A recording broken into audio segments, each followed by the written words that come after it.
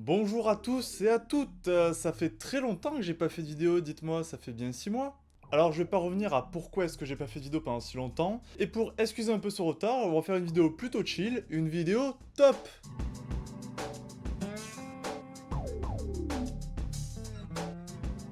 Non, en vrai, ça fait longtemps que je voulais faire une vidéo où je présentais mes films préférés, vraiment ceux qui dépassent les autres films, qui sont au-dessus. Et juste pour que vous sachiez, il fait très chaud au moment où je tourne. Donc je vais essayer de pas m'étaler et de tourner cette vidéo vite, parce que avec tous les lumières allumées, la fenêtre ouverte et tout, je vais mourir, voilà. Et je ne peux pas mettre le ventilo, sinon ça fait trop de bruit, c'est le problème des youtubeurs en période estivale. Du coup, avant de commencer, c'est évidemment purement personnel, et même pour moi, ce top ne restera pas gravé comme ça, parce que clairement, vous me le redemandez dans 2 jours, je vous donne un autre ordre, et il y aura peut-être d'autres films dedans. Donc c'est juste à ce moment précis là, voilà mes 10 films préférés dans l'ordre. Alors avant de commencer aussi, on peut faire des petits mentions honorables qui auraient pu être dans le top, qui l'ont été, et qui sont, voilà, qui sont des films que j'aime beaucoup, mais qui sont pas assez haut pour moi pour qu'ils rentrent dans un top 10. Longtemps dans le top 10, il y avait Jurassic World et Vaiana, qui étaient là un peu par défaut. C'est des films que j'aime énormément, mais malheureusement, c'est pas non plus... Voilà, Vaiana, je l'aime vraiment beaucoup, c'est un de mes Disney préférés, et Jurassic World est un excellent film. Mais pour l'avoir revu récemment, c'est vrai que dans Jurassic World, il y a quelques facilités qui, bon, en font pas un incroyable film, mais qui en font un très bon film. On peut aussi citer dans les mentions honorables Batman v Superman, qui est un de mes films de super-héros préférés. De même qu'Avengers dans le penchant Marvel, qui est mon Marvel préféré, Avengers premier du nom. Et enfin, deux derniers qu'on peut citer, Rogue One et Pacific Rim. Rogue One qui est objectivement sans doute le meilleur Star Wars qui existe, et Pacific Rim qui est un film incroyable et que j'adore de tout mon cœur, j'en ai déjà parlé dans quelques vidéos, notamment dans la vidéo 10 années de films, mes films préférés de la décennie. C'est deux films que j'apprécie énormément, mais leur côté uniquement tourné vers l'action peut-être me freine un peu à les mettre dans un top 10, même si vous verrez, il y a quelques films qui sont de l'action. Du coup, on peut commencer, il y a d'autres films qui doivent pouvoir rentrer là-dedans, mais là, je vous ai montré du coup ceux qui étaient le plus aptes à rentrer là-dedans, mais qui échouent à quelques marges du podium. Enfin, des top 10. Numéro 10, et lui, il est 10ème parce que je l'ai découvert il y a très peu de temps et que je l'ai vu qu'une fois, c'est Les Ailes de l'Enfer. Alors, je voulais commencer par dire, c'est un gros plaisir coupable, mais en fait, je suis coupable de rien du tout, parce que Les Ailes de l'Enfer, c'est vraiment incroyable. C'est THE film de divertissement des années 90. Tout ce que tu veux faire pour faire film des années 90 de divertissement, c'est dans Les Ailes de l'Enfer. Et je suis désolé, mais je trouve ça trop cool. Oui, c'est con, oui, c'est très simple, et mais je trouve ça... Je l'ai découvert dans des conditions incroyables, c'était en fin de soirée, on s'est dit, hey, regarde Les Ailes de l'Enfer. C'est un film que j'avais pas mal idéalisé à cause d'un sketch du Palmacho, extrait, Oh dis donc, ce soir il y a les ailes de l'enfer à la TV. et j'ai été pas du tout déçu, et vraiment, ça a été un de mes gros kiffs récents. Vraiment, Les Ailes de l'Enfer, ça m'a retourné. Mais le fait que ce soit un pur film d'action un peu bête, et que je l'ai découvert à peu de temps, font qu'il est 10ème. En 9ème place, un peu pareil, il y a Subway, de Luc Besson. Alors Luc Besson, j'avais déjà parlé quelques fois, je crois, sur la chaîne. J'aime beaucoup Luc Besson, j'aime beaucoup ce qu'il fait, notamment en début de carrière, on va dire avant Nikita et avant. C'est vraiment ces films-là que je préfère de Luc Besson. J'aime beaucoup ceux d'après, hein, j'aime beaucoup certains d'après. J'aime beaucoup Lucie, j'aime beaucoup Anna, c'est des trucs très sympas. Même Arthur Lee c'est pas mal, surtout le premier. Mais c'est vrai que sa période où il était un peu plus marginal, punk, on va dire Nikita et avant. Après Nikita, il y a le cinquième élément, il y a Léon, les cinquième éléments. Et c'est vraiment une période que j'aime beaucoup son premier film, Le Dernier Combat. Mais Subway, je l'ai découvert il y a 6 mois, un truc comme ça, il y a un peu plus. Et vraiment, quand je l'ai regardé, j'étais pas à fond dedans. Je trouve que le rythme a un peu vieilli et tout ça. Mais il m'a vachement travaillé au fil du temps. J'adore la BO, je trouve la BO de Subway complètement dingue. Et c'est un film qui m'a du coup beaucoup travaillé, que je n'ai toujours pas revu. Et c'est pour ça qu'il est encore si bas, mais clairement, c'est un de mes Bessons. C'est un des Bessons que je trouve le mieux abouti en tout cas. En numéro 8, mon Pixar préféré. Objectivement, le meilleur Pixar pour moi, c'est Vice Versa. Sol est pas mal dans son genre, mais mon préféré... En fait, je les monte pas dans le cadre depuis tout à l'heure. Mon préféré, c'est Cars. Alors que je trouve, objectivement, c'est peut-être de tous les Pixar que j'ai vus, c'est le plus nul. En ayant un très bon niveau. Mais Cars, je l'ai revu il y a pas longtemps et je suis retombé amoureux de ce film. C'est un film que j'avais séché dans ma jeunesse et que j'avais pas vu depuis un bail. Je l'ai revu il y a pas longtemps et il m'a recueilli, il m'a repris encore. J'adore l'histoire, enfin... j'aime encore plus Cars depuis que j'ai vu Rocky, parce que littéralement c'est Rocky avec des voitures, Cars. Et Cars 3 met vachement la référence sur ça. Cars 2 m'a vachement déçu parce que c'est pas du tout une histoire à la Rocky, et moi c'est ce que je cherchais dans Cars. C'est pas du tout une histoire autour du sport, ça part dans un délire d'espionnage, que moi j'aime pas mais qui est pas mauvais en soi, et qui tente quelque chose, mais j'aime pas, j'aime vraiment pas. Voilà, Cars, ça, il m'a recueilli une fois que j'ai été plus grand et que j'ai eu plus de culture cinéma et tout ça. Voilà, Cars, incroyable. Du coup, on passe au numéro 7, qui est Trainspotting 2. Clairement, je pourrais mettre Trainspotting 1 égalité, mais je préfère le 2 pour son montage et sa photo. La photographie de Trainspotting 2 est beaucoup plus punk et délirante. Et l'esthétique numérique me plaît assez et je trouve colle bien avec Trainspotting 2. Mais j'adore Trainspotting 1 aussi, mais vraiment Trainspotting 2, il est plus posé aussi, il est un peu moins hardcore aussi, il n'y a pas de bébé mort. Mais clairement là j'ai mis Trainspotting 2 parce qu'il fallait mettre qu'un film, mais on va mettre les Trainspotting, qui sont des films que j'aime beaucoup. J'aime énormément ce que fait Danny Boyle, notamment ses rythmes. C'est notamment dans Trainspotting où c'est vraiment punk. Mais un peu comme Luc Besson en fait, j'aime bien les réals qui sont... Peut-être qui sont devenus mainstream et qui ont eu des débuts punk et où du coup il y a toujours des réminiscences de cette marginalité encore aujourd'hui alors qu'ils font des films. Alors qu'aujourd'hui ils sont reconnus et c'est plus des jeunes réalisateurs. Et Danny Boyle est un peu comme ça, même si c'est la génération un peu après Luc Besson, parce que Luc Besson, ses années punk, c'était les années 80, ces années où il était marginal, alors que Danny Boyle commence plus sa carrière dans les années 90. Mais c'est vrai que j'aime beaucoup ce genre de film et Trainspotting en fait partie. Et les acteurs sont... le quatuor d'acteurs est magique en vrai. Même 20 ans plus tard, ils sont toujours aussi forts. Et j'adore Begbie. Parce que c'est Robert Carlyle et qui joue dans Stargate Universe, qui est ma série préférée peut-être. Mais j'adore Begbie, qui est celui qui s'en sort le mieux dans Trainspotting 2. Dans Trainspotting 1, il est un peu secondaire, dans Trainspotting 2, il devient complètement principal et c'est vraiment un plaisir. Numéro 6, Ocean 13. Alors Ocean 13, c'est un film que j'ai énormément regardé quand j'étais plus jeune, entre mes 10 et mes 14 ans on va dire. C'est un film que j'ai vraiment séché beaucoup de fois, et j'étais sûr d'avoir vu les autres Ocean, alors qu'en fait non, et je les ai découverts cette année. En fait, je l'ai croisé sur Netflix. J'ai dit, bon allez, je vais voir si c'est toujours aussi bien que dans mes souvenirs, Ocean 13. J'ai lancé et j'ai re-kiffé ma race. Et du coup, je me dis, ben, je vais regarder le 11 et le 12 maintenant. Et du coup, j'ai regardé le 11 qui m'a beaucoup déçu. Le 11, il n'y a pas du tout ce... Enfin, c'est sympa, mais il manque un feeling et c'est pas assez kiffant en vrai par rapport au 13. J'ai regardé le 12 que j'avais déjà vu, j'avais quelques souvenirs du 12.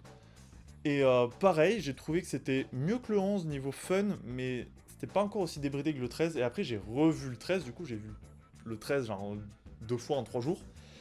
Et pourtant, je me suis pas ennuyé alors que j'avais vu le film il y a 2 jours. Et vraiment, le 13, il a plus à développer ses personnages, Ocean 13. Le seul personnage qu'il a développé, c'est le méchant, c'est Willy Banks. Du coup, il perd plus de temps, il y a plus de temps perdu. Le film, vraiment, je sais pas, faudrait que je regarde, mais vraiment, je pense, en même pas un quart d'heure, on a déjà commencé le braquage, et après, c'est 2 heures de braquage.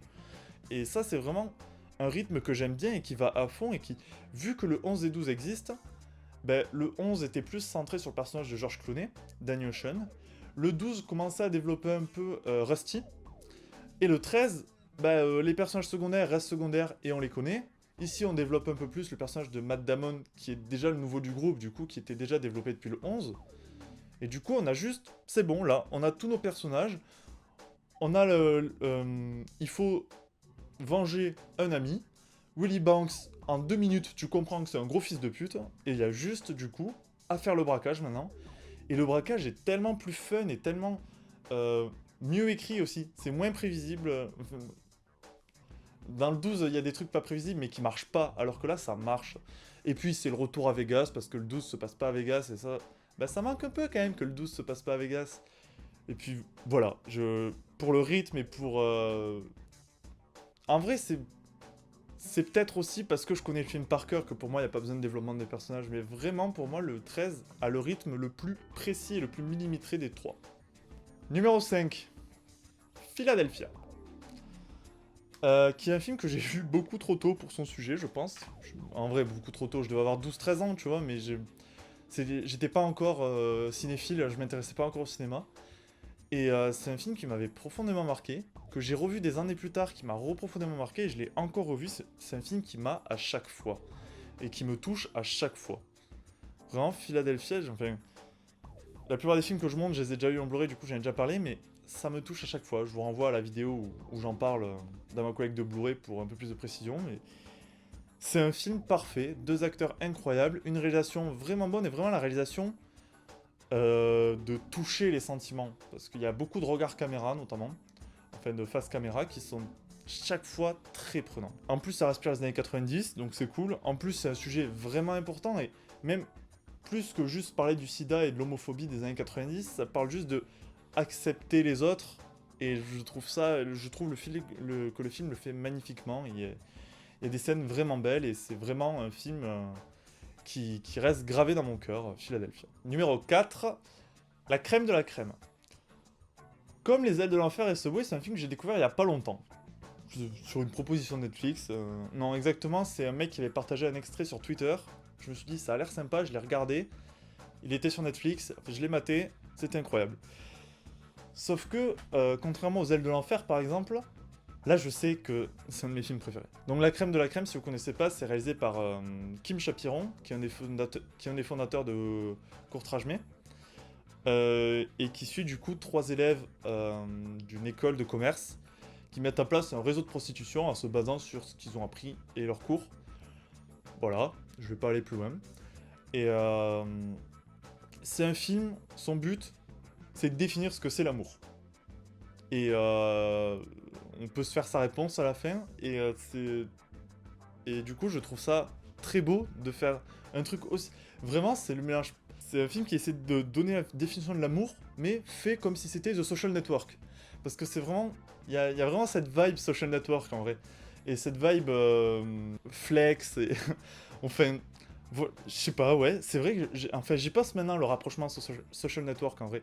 Mais c'est vraiment ça, avec du cul. Voilà. Faudrait que je le revoie en fait. Je l'ai vu qu'une seule fois il y a 2-3 mois. Faudrait vraiment que je le revoie parce que pour voir vraiment ce que j'aime dedans, parce que j'ai pas eu le temps d'analyser. Mais là, en termes de feeling, c'est vraiment un des films où j'en suis sorti et j'étais en mode waouh, qu'est-ce que je viens de voir.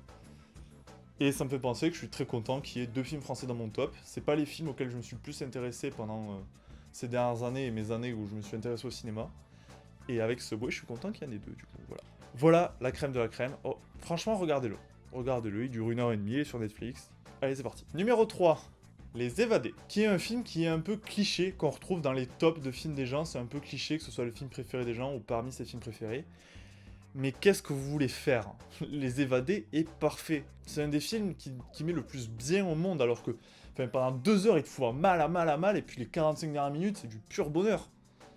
Et je vais pas spoiler au cas où il y en a qui auraient pas vu le film, mais c'est un des rares films optimistes, genre à ce point optimiste, mais qui est pas non plus niais, comme peut l'être parfois Disney. C'est un film qui met bien juste, et je sais pas, qui m'a profondément touché, et que je trouve super bien réalisé, super magnifique. Je trouve la musique absolument incroyable. Et je sais pas quoi dire de plus en fait sur Les Évadés. Je crois que j'en ai parlé aussi dans une vidéo Blu-ray, collecte de Blu-ray. Mais je sais pas quoi dire de plus en vrai. Oui, c'est cliché de le mettre dans un top film et de le mettre dans les meilleurs films du monde. Mais en même temps, quand t'es face à un film comme Les Évadés, qu'est-ce que tu veux faire? Numéro 2. J'en ai déjà parlé de nombreuses fois parce que il est sorti il y a pas si longtemps que ça. Et je l'ai en DVD aussi. Vous pouvez le retrouver dans une collecte. C'est Creed. Quand je vous ai dit avec Cars que j'aimais bien les histoires à la Rocky, ben Creed c'est l'histoire de Rocky la plus parfaite qui existe. Ah oui, le fossoyeur avait dit dans sa vidéo, peut-être Creed est trop parfait, et ça fait pas assez humain par rapport au Rocky, mais moi je trouve que ça, on s'en fout, ça gêne pas, parce que, ben, on s'en fout, Creed est un film vraiment parfait, et vraiment j'ai aucun défaut à dire à Creed, c'est pas le cas de Creed 2 qui est un peu plus bordélique, mais Creed, c'est vraiment bon. Et voilà, si vous cherchez sur la chaîne, il y a d'autres endroits où j'en parle, notamment dans le bilan 2016, je vous conseille pas d'y aller, c'est de la merde. Enfin, c'était mes vidéos de 2016, c'est plus vraiment d'actu. Voilà pour Creed. Et du coup, mon film préféré, ça n'a pas changé, et c'était le numéro 1 de mon film préféré de la décennie aussi. Et même si c'est en train de changer, parce que il y a quand même 3 films que j'ai vus il y a moins de 1 an dans mes 10 films préférés. Il y a Creed qui est vraiment, je trouve vraiment parfait de bout en bout, ce qui n'est pas le cas du numéro 1, mais je m'en fous. Il y a la crème de la crème, il y a les évadés qui pourraient le doubler en vrai.